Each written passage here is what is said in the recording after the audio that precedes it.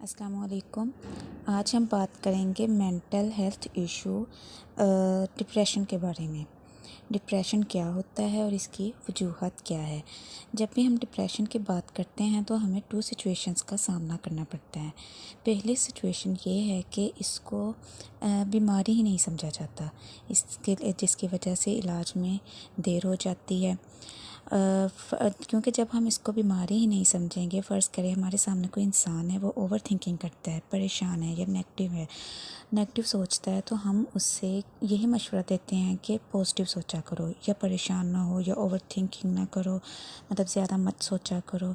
तो ऐसा कौन सा इंसान है जिसका दिल नहीं चाहता कि वो खुश रहे या उसे कोई परेशानी का सामना ना करना पड़े। सबसे पहले हमें ये बात समझने की है कि बीमारी हमारे कंट्रोल से बाहर हो जाती है, जिसकी वजह से हमें डिप्रेशन का सामना करना पड़ता है। दूसरी सिचुएशन जो है कि अगर हम उसे फ़र्ज़ करें बीमारी समझ लेते हैं, उसको बीमारी मान लेते हैं, तो ये मज़ीद परेशानी की बात है। क्योंकि मज़ीद परेशानी इसलिए है कि हमें ये टेंशन हो जाती है कि अब लोग क्या कहेंगे, कि लोग साइको कहेंगे, मेंटल इलनेस का पेशेंट्स बोलेंगे। ये सब चीज़ क्लाइंट या पेशेंट को और मज़ीद टेंशन में मुब्तला कर देती है, जो कि डिप्रेशन का बायस बनती है, और जिसकी वजह से डिप्रेशन में के इलाज में बहुत ज़्यादा देर हो जाती है। अब बात करते हैं कि इसकी रेशो क्या है।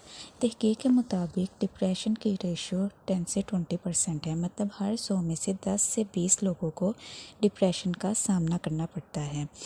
अब बात करते हैं कि डिप्रेशन है क्या है।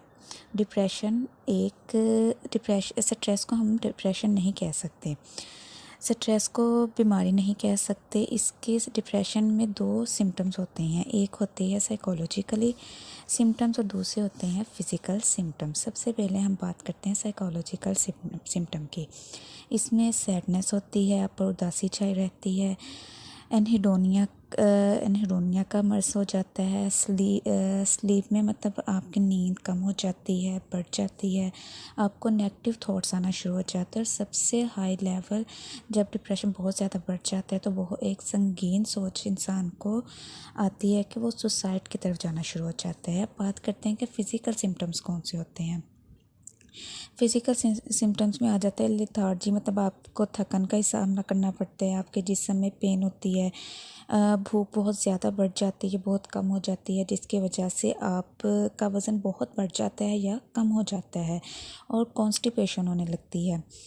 अब ये सब सिम्टम्स सुनने के बाद आप सोच रहे होगे कि ये सिम्टम्स हर एक इंसान में, मोस्टली लोगों में पाए जाते हैं, तो हम इसको डिप्रेशन नहीं कहेंगे। किसी भी एक सिम्टम्स की बेस पे हम बीमारी नहीं कह सकते।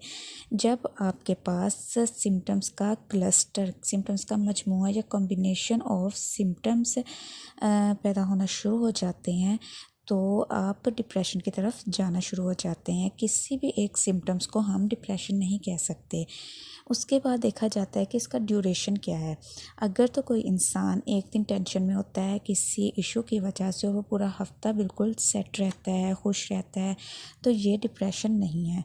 This is a part of life. अगर आपका ड्यूरेशन एक लेवल से इंक्रीज़ कर जाता है, या मिनिमम ड्यूरेशन से एक्सीड कर जाता है, या 6 माह का हो जाता है, या कुछ हफ्ते भी अगर आपको 4 से 5 हफ्ते तक परेशानी का सामना करना पड़ता है, और इस ड्यूरेशन में अगर कोई त्यौहार आ जाता है, कोई शादी ब्याह या कोई खुशी का मौका आ जाता है, तो डिप्रेशन का मरीज़ खुशी को महसूस नहीं करता।